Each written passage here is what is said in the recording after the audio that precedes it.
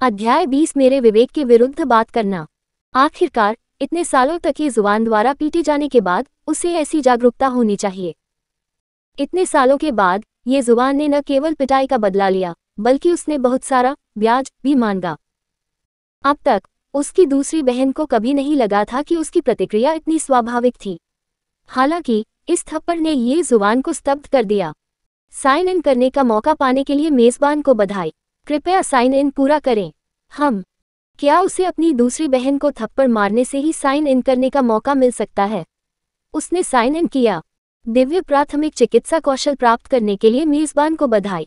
दिव्य प्राथमिक चिकित्सा कौशल, ये बिल्कुल औसत था। दूसरी बहन, क्या तुम दोबारा पलटना चाहोगी? ये यंग को नहीं पता था कि ये हुआन क्या करना चाहती थी, लेकिन उसने ओह कहा और पलट गई।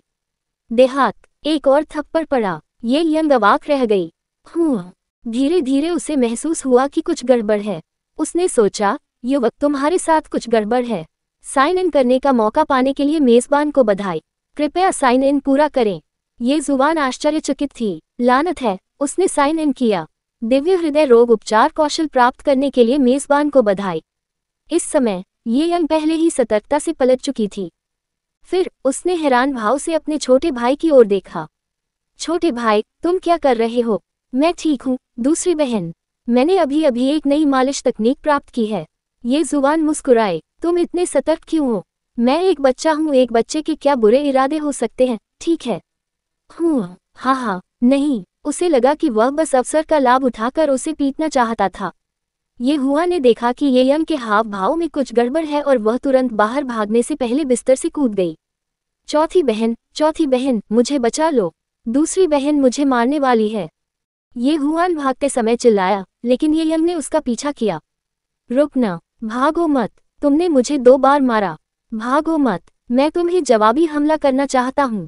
अरे हे। दूसरी बहन, इतनी क्षुद्र मत बनो। ये यंग अवाक रह गई। क्षुद्र? क्या ये युवक उसके साथ मजाक कर रहा था? फिर उसने बगल से एक पंख वाला डस्टर उठाया और ये हुआन का पीछा करते हुए खुद को एक तौलिए में लपेट लिया। ये हुआन समय समय पर अपनी दूसरी बहन को देखने के लिए अपना सिर पीछे कर लेता था। जब उसकी दूसरी बहन दौड़ रही थी तो उसकी आंखें कांप रही थीं। आखिरकार वो कुछ नहीं कर सकता था। आप क्या कर रहे हो? फिर बड़ी बहन ये वान इत्मीनान से अंदर चली गई। जब उसने अपने सामने का दृश्य देखा तो ये हुआन उसके पीछे छिप गई और उसके कपड़े खींचे। बड़ी बहन, मदद करो। ये 4 शब्द संक्षिप्त थे। बंद करो। क्या चल रहा है? ये वान वहां खड़ा था और उसने ये यंग को देखा।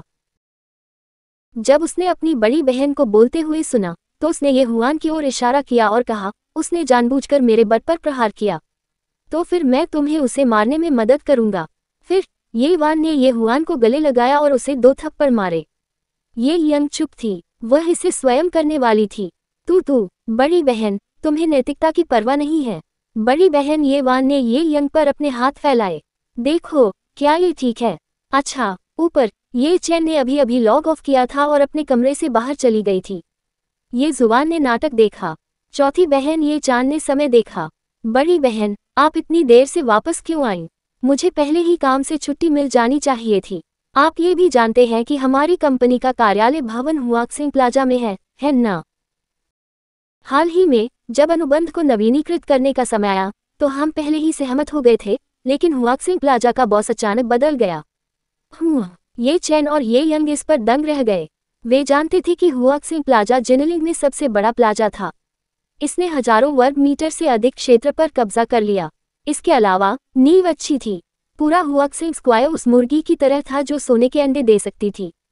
इस वर्ष में केवल किराया ही सैकड़ों करोड़ या यहाँ तक कि अरबों का था। ऐसे में इतने बड़े चौराहे का मालिकाना हक बदलना एक बड़ा झटका था।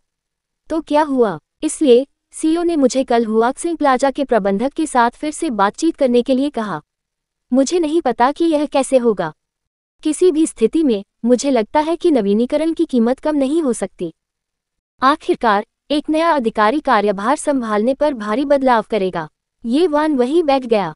वह उठी और अपने लिए एक कप चाय पी ली। इस बात को लेकर उसके सिर में दर्द था। ये कल की बैठक पर निर्भर करेगा। यह अच्छा होगा यदि वे बातचीत कर सके, लेकिन यदि वे नहीं कर सके तो यह मुश्किल होगा। आखिरकार ये सीईओ द्वारा उन्हें दिया गया एक मिशन था। इस बीच चौथी बहन ये चान और दूसरी बहन ये यंग अभी भी सदमे में थी। बड़ी बहन, क्या आप जानती हैं कि बॉस कौन है? कौन इतना उदार है कि हुआक्सिंग प्लाजा के स्वामित्व में बदलाव का कारण बनेगा?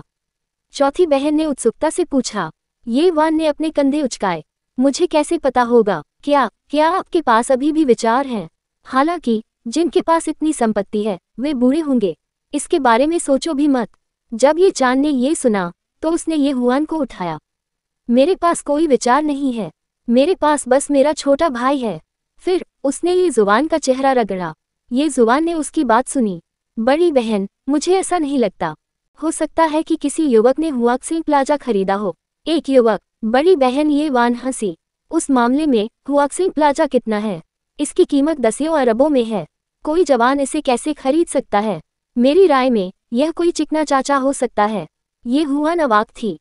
उसने सोचा, बड़ी बहन, क्या आप मेरे बारे में बेहतर ढंग से नहीं सोच सकती? मैं तुम्हारा जैविक भाई हूँ। थोड़ी देर के बाद उसकी बड़ी बहन ने खाना पकाने का काम संभाला, जबकि ये जुबान अपने फोन से खेल रही थी। उसने हुआक्सिंग प्लाजा के पर्यवेक्षक की ओर देखा, जिसने कल उसके साइन इन करने के बाद उसे एक मित्र के रूप में जोड़ा था, और कुछ शब्द कहे। बेशक सामग्री के बारे में बात करने की कोई जरूरत नहीं थी। उन्होंने बस बड़ी बहन और अन्य लोगों का किराया माफ कर दिया। जहां तक अन्य किराएदारों की बात है, उनके पास ऐसे विशेषाधिकार नहीं थे। आवश्यकता पड़ने पर वह अब भी किराया बढ़ा देता था। आखिरकार, जैसा कि उनकी बड़ी बहन ने कहा था, एक नया अधिकारी उनके लिए चीजें मुश्किल कर देगा। थोड़ी देर बाद उसकी बड़ी बहन ने स्वादिष्ट भोजन की एक मेज बनाई। वहां प्याज के तेल वाले झींगे थे, वहां लहसुन का अबालोन था, वहां कुछ तले हुए व्यंजन भी थे। इसे अच्छी सामग्री वाला घर का बना भोजन माना जाता था। हालांकि इससे वे बहुत संतुष्ट हुए। बड़ी बहन, आपका खाना बनाना अभी भी सबसे अच्छा है। ये हुआ ने खाते ही आह भरी। फिर उसने अपनी चौथी बहन की आशा भरी निगाहें देखी। ये जुबान चुप थी। चौथी बहन, ऐसा नहीं था कि वह उसकी प्रशंसा नहीं करना चाहता था। हालांकि वह वास्तव में अपनी अंतरात्मा के विरुद्ध नहीं जाना चाहता था। हमारे चैनल की कहानी देखने के लिए धन्यवाद। अगले वीडियो में मिलते रहने के लिए बने रहें। कभी कभी गायब सामग्री की कहानी, कृपया समय पर त्रुटियों की रिपोर्ट करें। अलविदा।